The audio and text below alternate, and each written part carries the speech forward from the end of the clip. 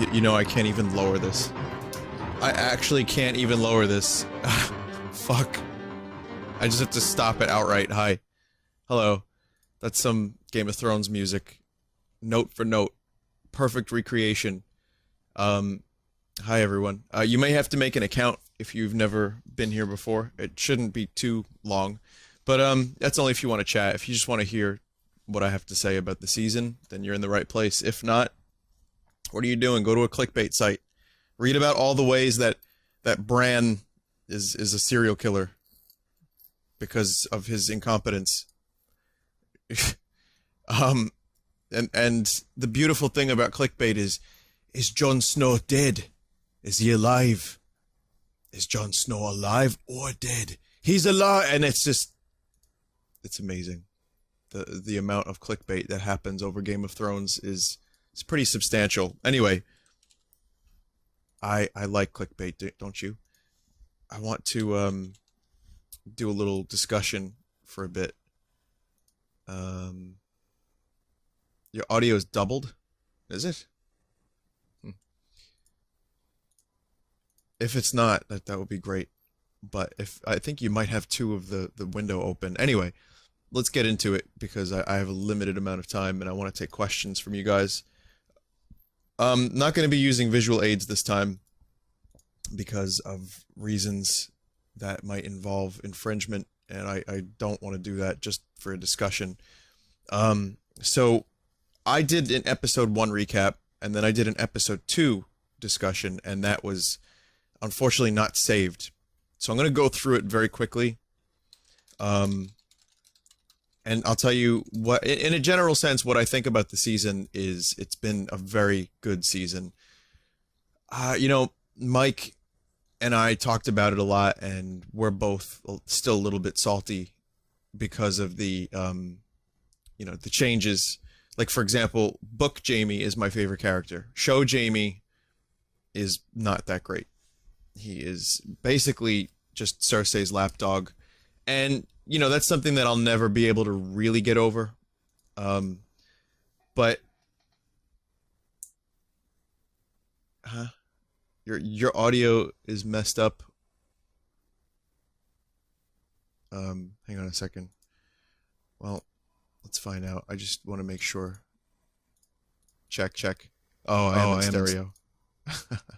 Great. I'm gonna have to fix that in post. You're right. Is this better? Well, I'll find out. Check. Yeah. Yeah, it was double. I don't know why it switches to stereo. That's so weird. That is so weird. Yeah, I didn't know what you meant by doubled, and then now I understand. Anyway, if you're in the chat, have you been enjoying the season? Has it been good for you? Because some people have been very, very high about this season, saying it's been great, and other people have been like, well, it's too many changes from the book. I think this is a better season than the last one, overall, hands down. I, having read the books, am now afraid again to watch every episode because I just don't know what's going to happen. I have no idea who's going to die, who's going to fuck up, who's going to succeed. I think a lot of endgame stuff is happening this season, and a lot of it is Winds of Winter, which we obviously have not seen yet because George hasn't finished writing it. It's been, you know, there's a few moments in the season that have definitely bothered me, but overall I thought it was good. The first episode, I talked about that in detail, and we saw a lot of interesting things that set events in motion. Then the second episode, you know, we had Papa Roose get murdered by Ramsay, which was a very fitting move. You know, we got to the point where Sansa and Theon have now basically split, and I'm not sure, was it episode 2 that Sansa went to no, they didn't get there yet. Sansa is still, I don't know where Sansa is in episode 2 actually, but anyway, a lot of things in episode 2 were pretty much Jon Snow oriented towards the end of it. they resurrect Jon Snow in the least surprising twist ever. It was pretty intense, and the acting was so acting that I almost believed it was acting. I knew what was happening. It was a simple kind of event. And I pictured it almost in my head, like this incantation, and Jon Snow suddenly rises. But, we needed that to happen because Jon Snow is a very important character. I'll get into theories and speculation in a little bit. But, it pretty much, you get to this point where also Bran is starting now to see visions more in detail. By episode 2, you get the idea here that Bran can go into the past, which we knew was something that he could do, based on, he could warg into people, but we didn't know he could actually go into the past. That's the first time we've seen him do that. And then soon after the Bran stuff, maybe, maybe I'll just go character by character. It'll be easier, and that way I don't have to necessarily try to remember every episode. So I'm not going to go episode by episode. I'm just going to do character stuff. Bran has become, for me, the most interesting chapters, which is weird because when I say chapters, I mean, segments. In the book, it's divided by, like, character chapters. I used to not look forward to Bran stuff. Now I think Bran is probably one of the most interesting storylines because there's so much history that we're learning from Bran. We're learning about characters before they were on the show, before we get to see them in the book. And the Max von Sydow is doing an amazing job, did an amazing job as a three-eyed raven. That dude is like 87, and he was just in Star Wars and now Game of Thrones. That dude is having, not like he needed it, but he's having a late career renaissance. The thing about Bran is we get to see Hodor, who was named Willis, and he could talk, and in the book his name is Walder, but I guess there was too many Walders. Like, I find that the show, they like to change the names of characters that might be too similar to other characters. Really bizarre, arbitrary change for Hodor to be named Willis in the show as opposed to Walder in the books, but I digress. You get a little look at Ned when he was a bab. And then, more and more Bran is learning how to do this stuff, right? He's going back. The Three-Eyed Raven, I have some theories about that son of a bitch, but I want to talk about the Tower of Joy. We get to see that, and it was like, the Tower of Joy is probably one of the most important things in the show. I don't want to spoil theories, but how could you spoil a theory? It seems pretty important that we're seeing this event, right? And you get to see that fight, which the choreography for was amazing, by the way, when Ned Stark and Howland Reed and his men took on Sir Arthur Dayne, Sword of the Morning, and that shit was great. I think he used a great sword in the book, but in the show he used two swords, but which works better visually, and I loved that there was no, like, for that fight, that choreography, there was no just generic, like, everyone's gonna stand around and then one person at a time will attack Ned or attack, Arthur Dayne. It was just a fight where everyone was in the mix. And it was just so fucking well done. And young Ned's face is a little squished, but he did a good job. Actor was really good for a young Ned Stark. So I enjoyed that episode. I enjoyed seeing the bottom. I enjoyed seeing a little bit of the Tower of Joy. And, I think it's going to be a very important part of the series. And again, spoiling theories is kind of hard to do when it's not confirmed, but I'm going to try to avoid specifics. Let's just say that whoever is in that tower, which is Lyanna Stark, Ned Stark's sister, the reason she's in there is because Rhaegar Targaryen, quote unquote, kidnapped her, which was probably the single most important event that caused almost everything that we see happening to happen. And soon, I think we're going to see, we lost the Three-Eyed Raven, but I think we're going to see more of the Tower of Joy, and I think we're going to learn why Lyanna Stark is so important and why she died in that tower, which if you read the first book, Ned recounts the story, and even in the show, they talk about Lyanna in the tower a few times. So, very important, and it's good that Bran is going to be experiencing that, because this information that I think is going to be vital to the show and vital to the character of a certain person. And I think it's a good idea that we get a chance to see it visualized in a way that doesn't feel hokey.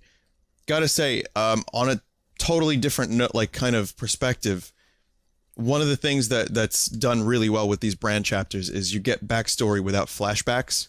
You get to it, because flashbacks can be cheesy. You know, it's like, oh, look at the past.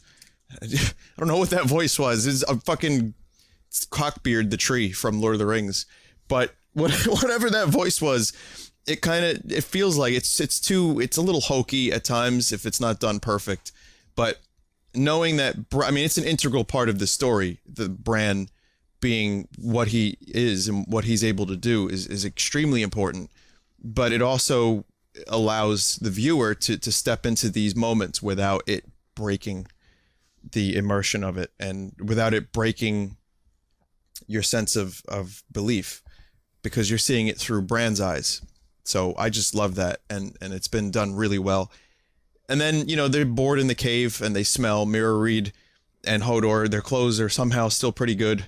Bran got a haircut. I guess the Children of the Forest cut his hair, and his clothes are washed and clean for the most part. Maybe a little bit of dust, little dirty, but no. They've been in this filthy, dusty cave for a long time. They're eating roots and, like, I don't know, bird shit, but they're fine.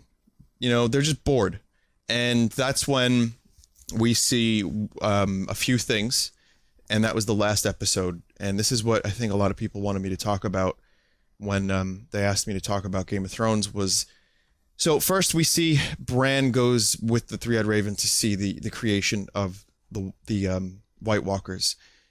The Children of the Forest, it was a theory, but now it's confirmed, have created the White Walkers. And they did so to defend against mankind, because mankind were being shits to these original Dryad people. What they were doing was they were fucking exterminating them, which I think might be more book detail than show detail. But the Children of the Forest decided to take a man, stab him with obsidian or something, and they turned into White Walkers. And it's that kind of, you know, the irony of it is that, yeah, they did that to defend themselves against humans, but now the White Walkers are pretty much taking them out too. And not only that, they want to destroy everything. So this was a very bad idea. This is what you'd call a faux pas, and not a fupa, but a faux pas. You definitely wouldn't want to do that. An interesting element to the story, but I think it was something that they just did because they thought they had to, and it was like, man, there could have been a better way. But anyway, so that's the White Walkers, were the children's creation, those motherfuckers. And then you get to another point where you see Bran go on his own to the past, or actually he might be in the present when he touches the root. He's alone in the cave. He's bored. He doesn't have any video games. He's got nothing, no books. That's got to be the most boring shit ever. But he touches the root, and he sees the zombie horde, and he sees the Night's King. The Night's King sees him and touches him. That's it. Bran's marked. Bran is marked. They have to leave. Three-Eyed Raven withheld a lot of information. The Three-Eyed Raven did not specifically tell Bran to do or not to do any of this. The Three-Eyed Raven pretty much allowed this to happen by intentional withheld information. And that's something that I think is important in its own way. And I'll explain why. I have a theory. But this event leads to them having to leave, and it actually leads to worse than that. They can then enter this tree, and then they fuck things up. Children of the Forest, they're defending, the humans, which is irony again, because now they're defending humans, and the humans want to kind of defend them in a way. So good job, children. But they have to run. Summer, Bran's direwolf, gets killed, which is heartbreaking to me, because Summer was probably my favorite direwolf. aside from Ghost. And it's a terrible scene. Then the three-eyed raven gets killed, and you know, it's weird. But before that happens, he I won't go. If you've seen the show, then you know the scene. Everyone's talking about it. They leave. Bran wargs into Hodor in the past, and then Mira Reed tells him to hold the door, and it was a little Mike said it was a little confusing. I got what was happening. I didn't question it. It worked visually. I think the show did a good job at taking this idea that George had and translating it to the screen, and it's heartbreaking. You know, I definitely teared up a little bit because Hodor was such an innocent, good character, and he didn't do really anything wrong. He didn't even really have a choice in the affair. What happened was he sacrificed himself by holding the door so that the zombies couldn't get Bran. And the weird part about it is he lived his death as a young child, and he was screaming, "Hold the door," and which eventually turned into Hodor, and he just couldn't say anything else. So it fucked up his brain, and it made him, you know, into who he was, which he was still, you know, he understood people. He was just, you know, damaged. And it's a truly tragic character that I think that scene affected a lot of people because, like, the scope of it is just massive. It's like the motherfucker lived his whole life having experienced his death already, and having then to wait for that moment so that he could fulfill his one purpose, which was to hold the goddamn door shut. And it's really tragic because I think he actually became himself at that last moment. I think, you know, Bran looked terrified when he saw what was happening. He wasn't happy about it, but he had to do it. But I think Hodor was Willis again when he was holding that door. Because you notice the rest of Hodor's actions, he's afraid of violence, he's scared to do things, and he's scared of thunder. And he doesn't even really like it when Bran wargs into him. And I think the ability for Bran to warg into Hodor has to do with the fact that the Three-Eyed Raven brought him to Hodor in the past. It gets timey-wimey, it gets confusing. You know, I'm sure there's plenty of theories. If you can follow me, then great. If not, sorry. But I do think that there was something vital about the Three-Eyed Raven taking him to Hodor in the past, so that Bran would be able to, in fact, warg into him as he got older.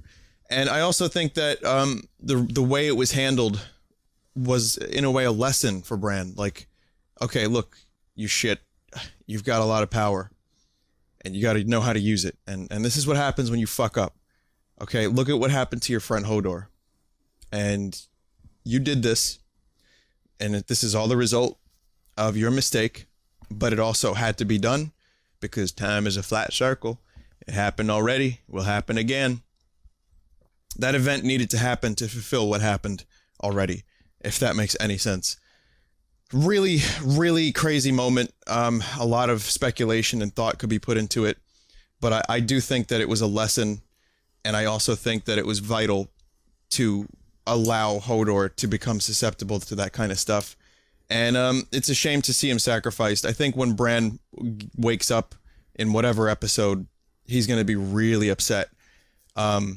There's some previews of next episode which include the potential of a character that book readers know, that will be on horseback, that could possibly rescue Bran and Mira. So, you know, it's a character that I've waited for, that we might have seen in a Samwell Tarly chapter, a character called Cold Hands, which no one knows anything about, really. He just rides a moose, which wouldn't happen in the show if it really is him. But I think he's a friendly White Walker or something like that, or a friendly, like, frozen man with, like, his hands being, like, black and totally, like, freezer burn.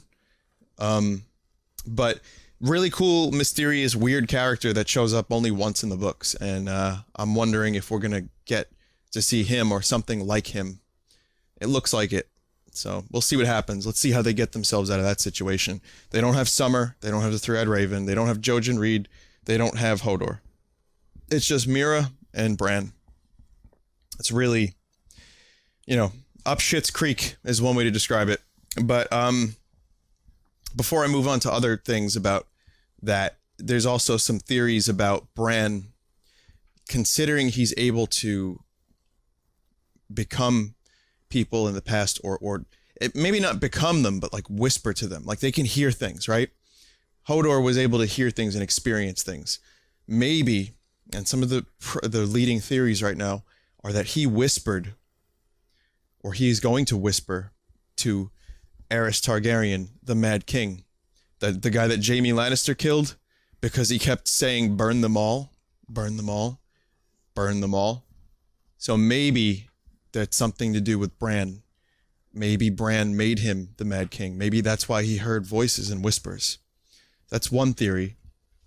Because now Bran's story is wide open. And there's other theories that Bran might in fact be Bran the Builder. And that Bran goes back in time. This is where it gets fucking batshit insane. But it's possible because now everything's wide open. The doors have been blown wide open. And the idea that he is Bran the Builder who built the wall back like thousands of years ago or however many years ago, and then built Winterfell. And, the reason he did that was to protect and then eventually defend against the White Walkers. There's the expression, there must always be a Stark in Winterfell. Maybe that was Bran the Builder going back in time and telling his ancestors, keep this place Stark so that, in the future, Bran could come to be. This is where it gets crazy, and there's so many paradoxes and thoughts about how could Bran, how does Bran, is he going to do all this stuff that's been done already? And the answer is maybe. Maybe it is him. There's some other lines of evidence, like Old Nan saying in the book, like all the Brans start to become one to me in my head. Just little throwaway dialogue like that is leading people on this wild goose chase. But it's an interesting thought, and like I said, these Bran chapters have become very interesting, and now the show has another dimension, quite literally, added to it. For better or worse, I'm not sure. It could get a little stupid, but I hope it doesn't, because I think there's a lot of potential for these character moments to be great. Which brings us to the wall. Bran now has the mark on him, and the mark allows the White Walkers to enter the tree cave, right? So now Bran is probably going to head south beyond the wall. Does that invalidate the wall? Does that mean that the White Walkers can now go south? Can they go beyond the wall now and invade the kingdom? And my theory is yes. I thought originally it was going to be a horn. I remember one of the characters, there's so many details to remember, but one of the characters had a horn that was supposedly, or was looking for a horn that supposedly could knock down the wall. But I think I'm going to modify that. I think Bran is going to step through the wall, and that's it.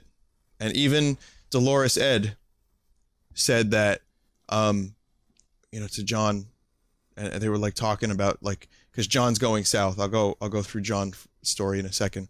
Jon's going south. By the way, Jon's alive. Forgot to mention that. That was from episode 2.5 onward. Well, they resurrect him like at the end of 2, and in episode 3 he's back. I wonder how he's breathing. Does it regenerate cells? I don't know. The thing about it is, he says to Dolores that he goes, "Don't knock it down while I'm gone. Don't knock it down while I'm gone." And Dolores Ed's like, "I'm a fucking prick. I don't want to be Lord Commander." He forgets he's Lord Commander in the episode. So, I think, that's another line that people are jumping on, and it seems like maybe we're gonna, at some point this season, see the destruction of the wall. We would hope not, but that is definitely something that would move the story along. So it might happen. Jon's chapters, Jon he's back from the dead, and I'm not going to spend too much time on Jon, but let's just say, I think, he's weak, and he's nervous, and he's scared. He died. He saw nothing when he died. He's back. And he doesn't know what to do. He just knows that he doesn't want to be Lord Commander. He faced some tough decisions, and he had to kill the traitors, which he wasn't happy about. Fuck Ollie. Ollie got killed, but he really didn't have a choice. And the problem here is that, you know, he didn't know what to do. He was lost. He just knew what he didn't want to do. And then Sansa comes to the wall with Brienne, and Sansa becomes Jon's backbone in a way. And she's like, no, we have to retake our home. Jon's reluctant. By the way, that was the first family reunion we've seen in quite a while. Like a happy one. I'm not talking about like the one with Theon and Yara, where it's like she's basically pissing all over him, and well, not literally, and he's like just cowering and crying. That's not a happy family reunion. However, I think that there is, deep down, those two have a respect for each other, and there is a deep bond, even if the Ironborn are too fucking stubborn to admit it. Notice that Theon has the most humility of all the Ironborn that we've seen. It's because he fucking grew up in Winterfell. You know, I mean, granted, he did some stupid shit. He paid the iron price for it. Lost his tackle. Lost a lot of other parts, too. And lost his mind. But now Theon is, you know, Alfie Allen just continues to blow me away with his acting and his portrayal of Theon. But, you know, the character is basically trying to make right. And in the book, we don't see any of that. There's none of that. The book, Theon is at Stannis' camp, or he's like just outside Winterfell. But where we are now in the show, Theon is reunited with Yara, and Theon wants to have Yara become queen because Balon was killed by Euron. If you don't know these names, then this isn't going to be easy for you. But then there was a King's Moot. Euron basically somehow gets away with killing Balon Greyjoy, and then he's like, by the way, I'll be your fucking king. They're like, yeah! It's like, what? Is that okay? And then they want to, like, kill Theon and Yara. It's a weird... The Ironborn suck. Then they drown their people. They drown their people and they come back. I love their stories, but they just suck as a people. And Euron is now the big boss of the Iron Islands. And he wants to build a fleet to give to Daenerys Targaryen so that they could crush their enemies together. Oh boy, those stubborn, scummy Iron Men. Let's see what happens with them. Theon and Yara managed to escape. So I think they're going to end up, I don't know what they're going to do, but they're going to go help someone and try to do something. We'll see. But yeah, interesting stuff. I'm glad to see we got Euron. We didn't get Victarion. We didn't get some other things with the Iron Islands, but I'm happy we got what we got. It's good to see the Iron Islands and Pike get some airtime again, because, you know, there's a lot of stuff going on in this show, in this book, and I thought they were going to get, like, the shaft, but I think they're too vital to the story to fully be cut, which is good. I was saying about Jon, let me just go back to Jon. Jon and Sansa, they never really got along. They were kind of like, you know, they were, there's an affection, but they weren't the closest. And I feel like, you know, just the fact that they're both together, they're alive, that they reunite, there's an affection that will grow from that. But there's also a little level of mistrust. Like Sansa, you know, convinces Jon, let's raise an army, let's get the wildlings. Tormund then looks at Brienne with a very creepy face, and Tormund twice in this season so far has made sex eyes at Brienne. Brienne's look of disgust and uncomfortableness is just, it's astounding. But I would love to see it. That's the one couple I need to see. Really, please make that happen. Please make that happen. But, you know, the thing with Jon and Sansa confronts Littlefinger and says she kind of needs Littlefinger in the most recent episode. She kind of needs him, so she doesn't kill him. But she, I think, for the first time, gets Littlefinger kind of emotional.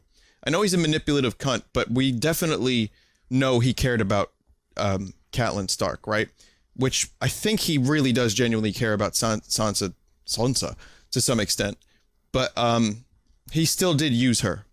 I don't think he quite knew what kind of a monster Ramsay was, which seems genuine, but he deserves more than just a strict talking to. Sansa should have fucking took him captive or something, but she lets him live. He plants a seed of doubt in her mind about Jon, half brother. And it's oh boy. And then Sansa goes off on her own to see her Blackfish uncle, who we haven't heard about or seen in many seasons. So, you know, Sansa goes off to get her own army. Jon heads off with the wildlings, or, you know, I'm not sure where they're going now, but there is some level of weirdness now between Jon and Sansa, but very slight. And I wouldn't be surprised if it doesn't really go to anywhere substantial, but I think it's something that we as an audience were, you know, they definitely planted that seed, and I'm wondering where that's going to go. Littlefinger is a scumbag. That motherfucker, so manipulative. He goes and he recruits the entirety of the Vale in the most scumbag way possible. And now he's got an army. It's crazy. Things are really I think they're really gearing up for a massive series of battles. And the fact that, you know, Ramsay wants to send people to the Wall to, you know, kill the Night's Watch is insane. But, you know, there's going to be a battle, Bastard Bowl, as it's called. And I wonder what's going to happen from there. And I wonder which houses will remain loyal to Stark. So I love the stuff in the North.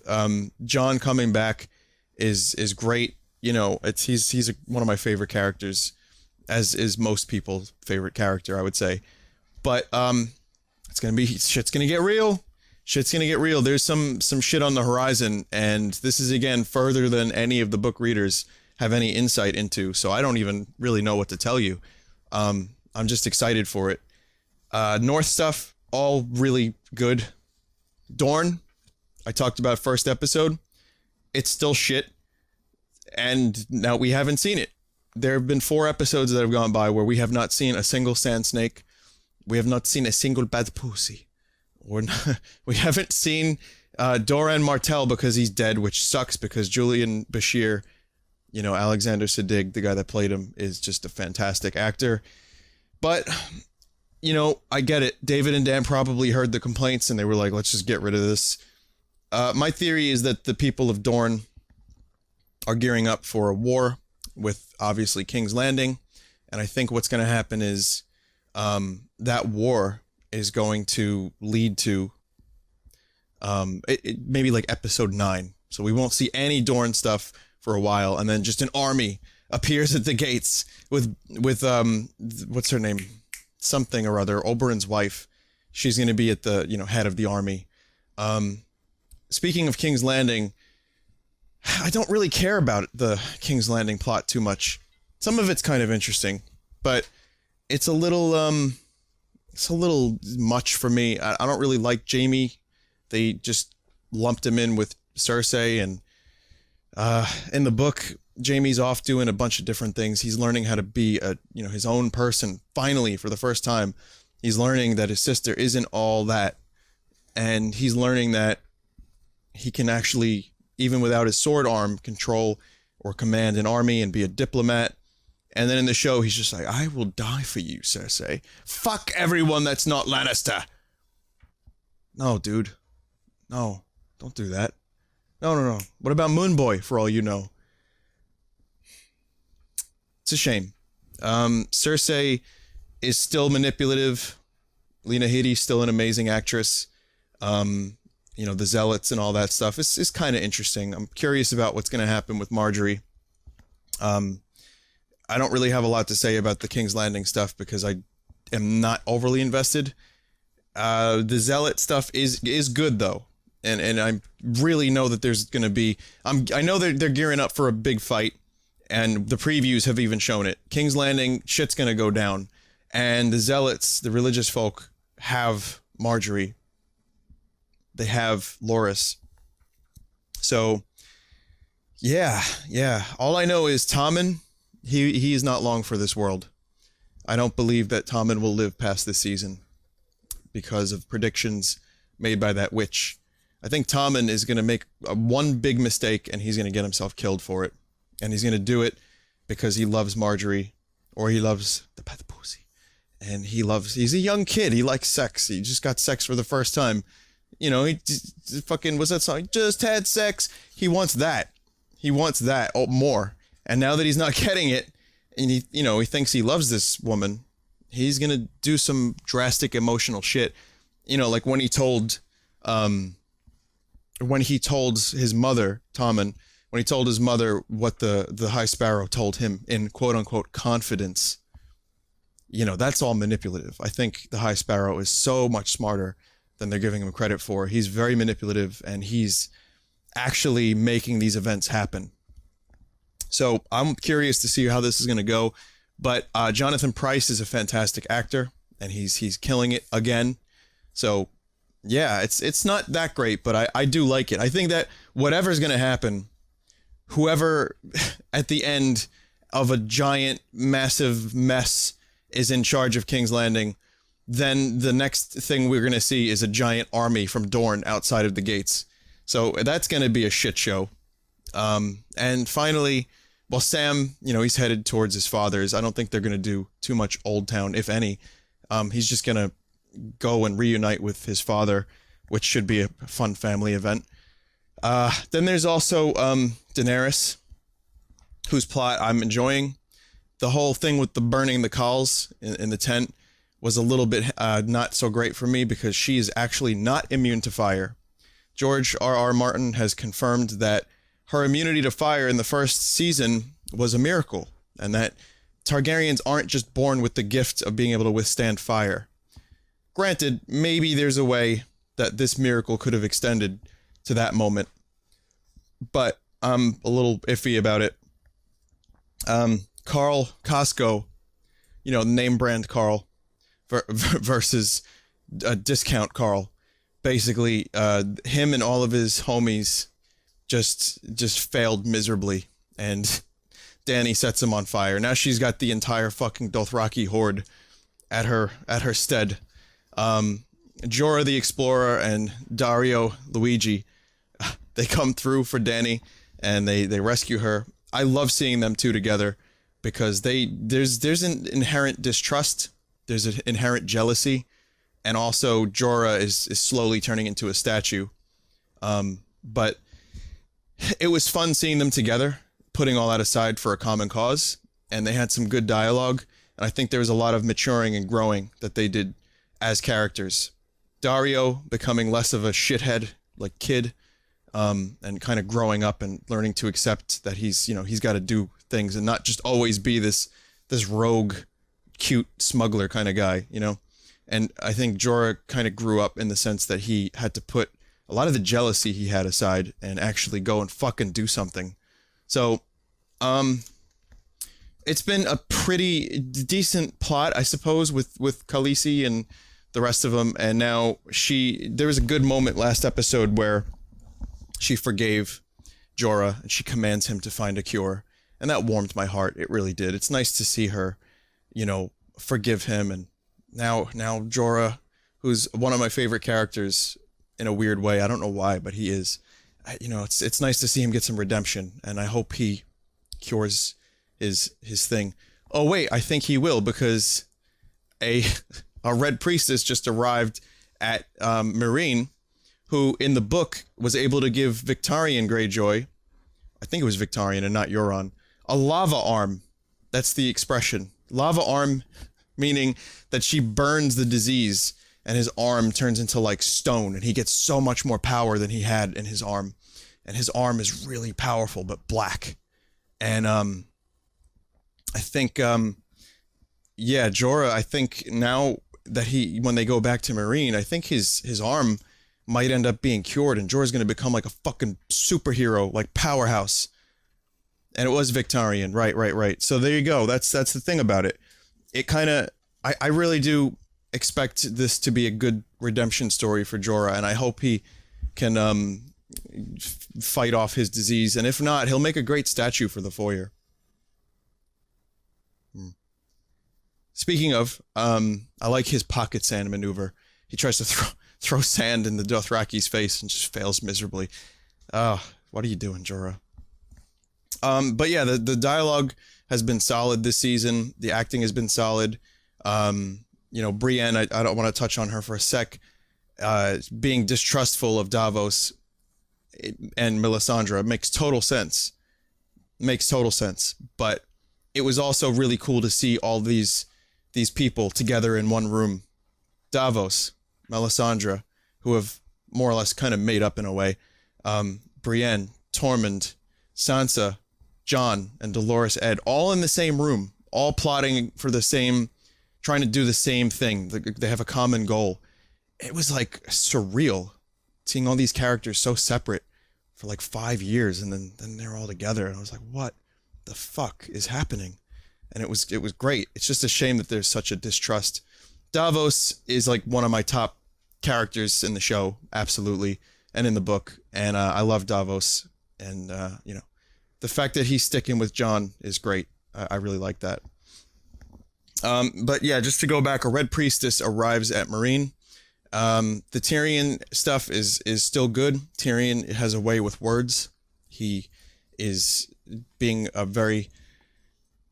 his diplomat skills are fantastic in Meereen, and he's trying to set peace with the slavers, which is going to cause some problems, but it will bring peace, at least temporarily. And Varys continues to be the spider we know him as.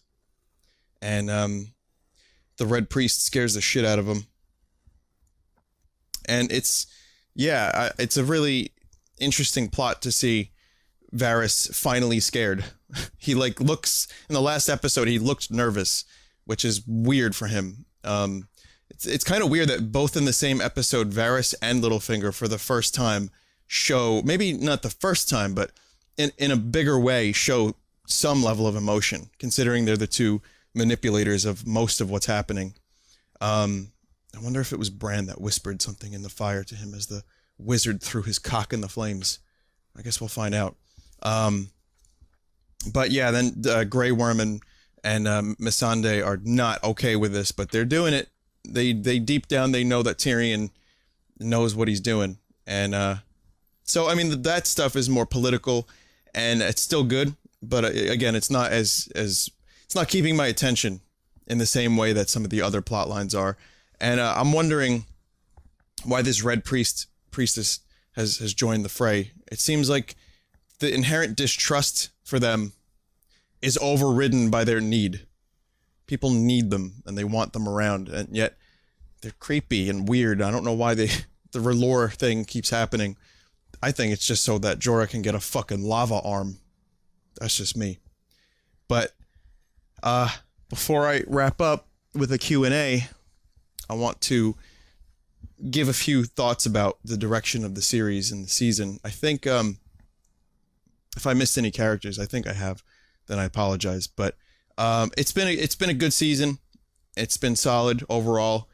I haven't had too many complaints aside from the Sand Snakes, but that's not really happening very much. A little slow here and there. The Daenerys stuff, like I said, with the calls was a little hokey, but I can live with it. It really feels like all the delay of Daenerys coming to Westeros, there almost appears to be some kind of endgame where she now has a bigger army and she might have ships soon-ish. 1,000 ships don't take a day to build, but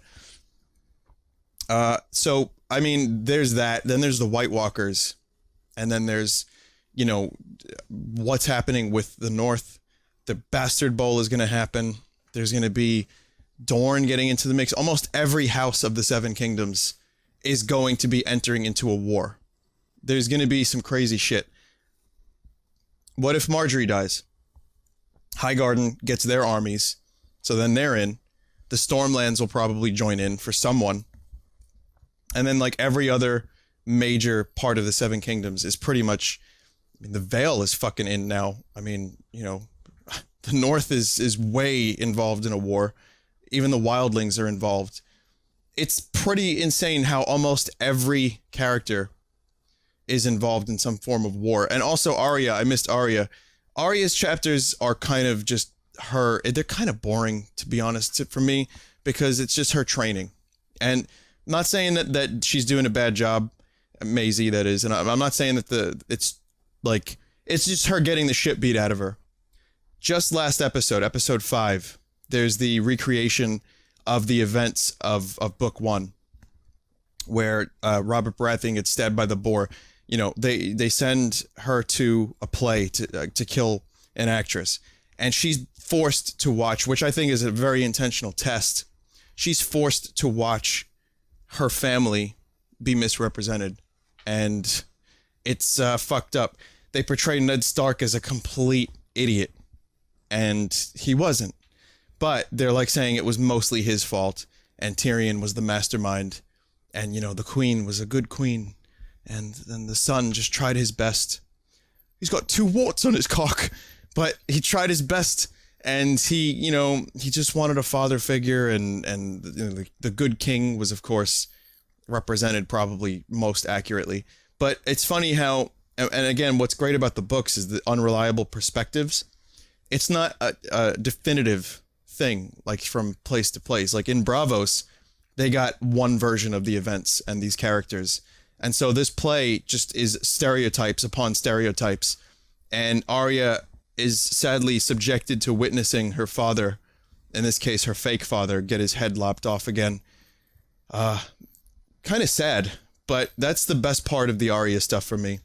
I think Arya wants to become a faceless man, so to speak, but I don't think it's going to happen. I think she is going to get very close, but she's just too rebellious, and she'll never be able to fully forget who she is. That's what Jaqen wants, or the homely man, or whatever. That's what he wants for her, but I don't think that's going to happen. I think she's going to end up getting very close, becoming very skilled, and then she's going to end up doing her own thing. And at some point, maybe the end game for her is she goes back to Westeros, and she just starts fucking murdering people. I don't know. I'm not sure how it's going to go down, but it's interesting to see the build-up. But finally, you know, it hasn't been overly amazing to watch those chapters. I just really like that play. That play was spot on, and it was really funny. That episode 5 of this season, has been one of my favorite episodes of the whole series. So they're doing some stuff right. Anyway, let me let out a breath. That is my discussion. I'm really interested to see how the season's going to play out. There's going to be a lot of shit that goes down, a lot of character stuff. I think we're going to learn some important backstory about certain characters. R plus L, specifically, equals J. I think we're going to see a lot of interesting things involving dragons. So, who wants to bet that Euron Greyjoy is going to end up taking Quentin Martell's place, and he's going to go visit a dragon, pet the dragon on the head, and then get crispy crittered? I wonder. Good series. It's better than last season, and I'm hoping that there will be another 2 seasons, because I don't think we can wrap up in one more. I think we're going to need a season 7 and a season 8. So let's hope that happens. All right. You guys have any questions? Any thoughts that you want me to talk about for a few minutes?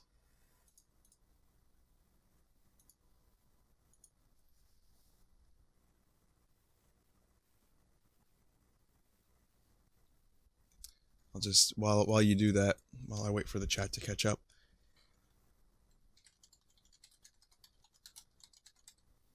I'm just going to type Tormund I fucks Brienne. And what do you know? I got exactly what I was looking for.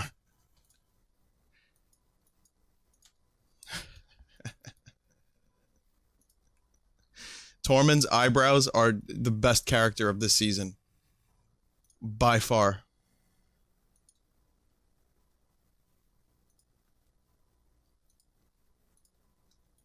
Hang on. I got another one.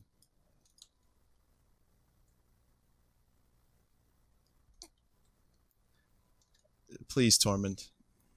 Don't torment me like this. All right, let's see. What do I think the High Sparrow's goal is? I think it's hard to say if the High Sparrow is in fact just this pious man with no ulterior motives. There is a good chance that he is, but there's also a chance, and I'd considered this, that maybe he is a very power-hungry dude that wants to, eventually his end game is to ascend to the Iron Throne, because he wants to do things his own way. That was a thought I had. It might not happen, but what if he's some kind of Targaryen? What if he, or what if he's a Blackfire, which is a whole different thing that I won't get into. If Desert P says he already wants to take over the kingdom and turn it into a theocracy, maybe his goal is he's just so zealous that he just wants to purify the entire kingdom and just become the ruler of the seven kingdoms and turn it into, the most pious thing possible, so that, everyone can be cleansed in the flames of the frozen. I don't know what that means, but yeah. Will Tyrion become a dragon rider? I think so. I do. What am I wearing tonight? Oh, well, I've got a negligee. I've got a bra, and that's it. What's a negligee?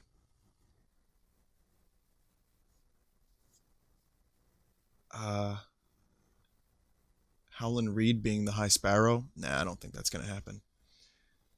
We don't know what Howland Reed looks like. Maybe they don't either. I don't think Howland Reed is that devious. There's a theory that Benjen Stark is going to rescue Bran next week. And there's also a theory that Benjen Stark is going to be Cold Hands next week. But I say that couldn't happen because, as we already know, Benjen Stark transmogrified into a tree, which the Night's Watch cut down and turned into a sign and wrote the word traitor on it. So that's Benjen Stark, and I don't think he'll be back. I do think he'll be back next week. I honestly do. I think he will rescue them, or he will be Cold Hands. Young Griff replacement? I don't know. I don't think we're going to get... There's a whole element of young Griff, and you guys should research it. The Blackfire Rebellion. There's a theory that young Griff is actually a Blackfire, and that he's not, in fact, a Targaryen. The idea in the book is that Varys wants young Griff to ascend to the Iron Throne, and young Griff is actually the young Aegon Targaryen, Aegon, right?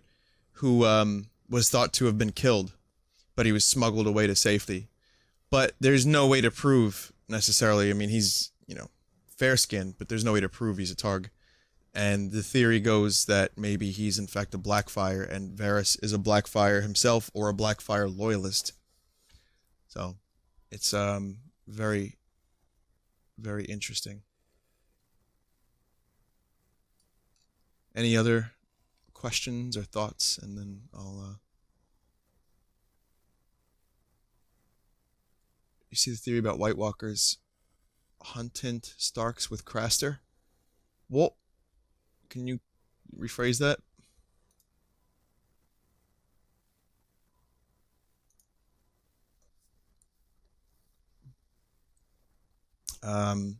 Yeah, Varys in the show is all the way in Marine, where in the book he's still in King's Landing.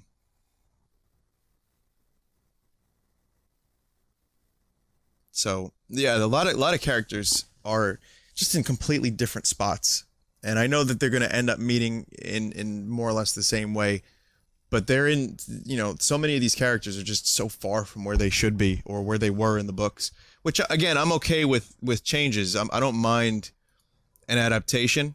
Adaptations are just fine, but they have to be done as good or better, and I just don't see that happening. Also, I don't get enough of this motherfucker. We need more pod. Hopefully we'll get more of him soon.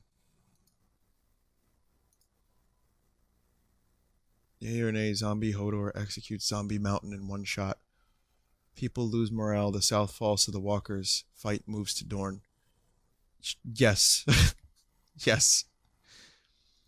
Thought about the general mystic plot, the Lord of Light, the prophecies. Now there's some theories about how Bran is the Lord of Light because he could whisper to people and he can be in many different places, and you know, maybe for the remainder of Bran's life he just goes around and like fucks with people and talks to them. So the theory is that he could be the Lord of Light and that he sets a lot of those events in motion. I don't know if I believe that, but I don't mind the mysticism is just part of the fantasy. You know, it's low fantasy, but still fantasy. You know, the kingdom of Ashai, which we don't see, or the land of Ashai or whatever, is all magic users. So magic does enter into it, and it's just a part of the story, but we just don't get a lot of it.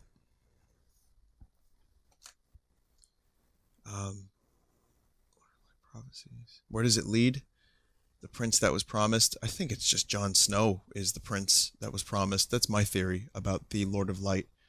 I think he is the Song of Ice and Fire in a way. If you think about like his heritage, if that theory is true.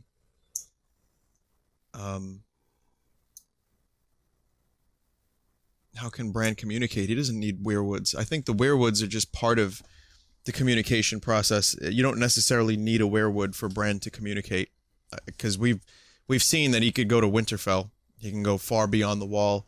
He's been to places where there weren't weirwoods. But I think there are multiple. I don't think Bran is God. I think we should squash that. Bran is powerful. He can do things that people can't do. He can watch different timelines and see different things that happen. But I think the whole Bran is God thing is just too much for me. And I would very much not want that to be the case. I think there should be a limit to his power and his influence. But I think he does play an integral part in the story. And I'm just curious about how integral. Because when you open the door like that and you give a character that much power, you know, that's dangerous, especially for an author like George who wants to rein it in a little bit. You know, you got to keep it in some level of reality. And I don't know where the mysticism stuff is going to go. But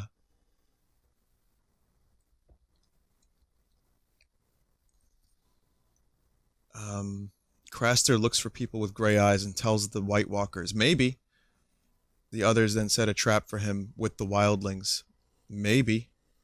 Yeah, I hadn't even considered that. Maybe he is. Maybe that's the deal he made. But specifically Starks? If it's specifically Starks, then obviously the White Walkers know that Starks are trouble. You know, the theory that Bran built Winterfell back in the past is to defend against... Like, he built it in a very specific way to defend against the White Walkers. That's, you know, one of those thoughts. Like, maybe he does go back and build the wall. Maybe he goes back and builds Winterfell. But it's just, there's a lot of craziness that it's just, we need to see what happens. I wouldn't want to speculate because it makes my head hurt. And if we start getting too far up our own asses about this, it's going to turn into McConaughey flat circle. Mm-hmm. We don't want that to happen. You know what I'm saying? Last thought, last question, and then I will wrap this up.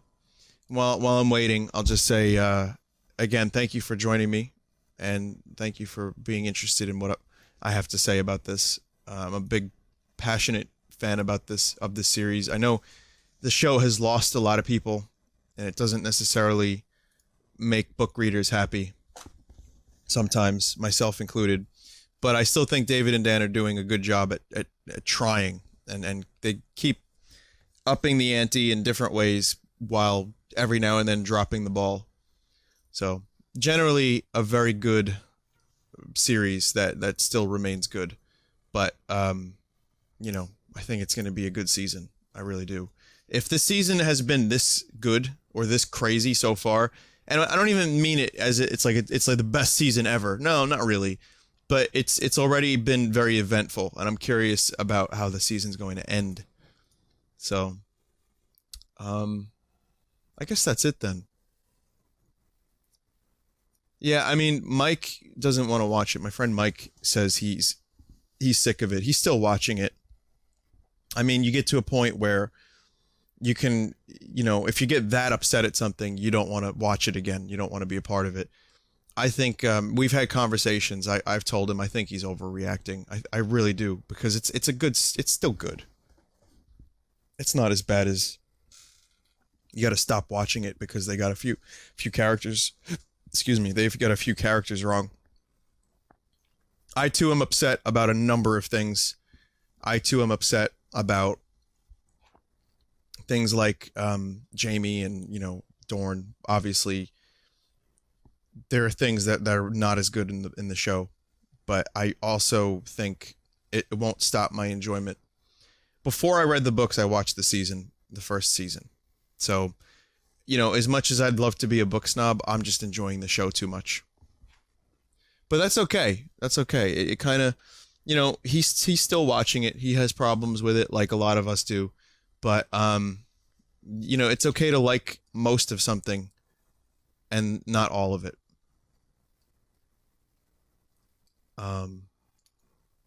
Yeah. Also, The Preacher. He's not watching Preacher, that show.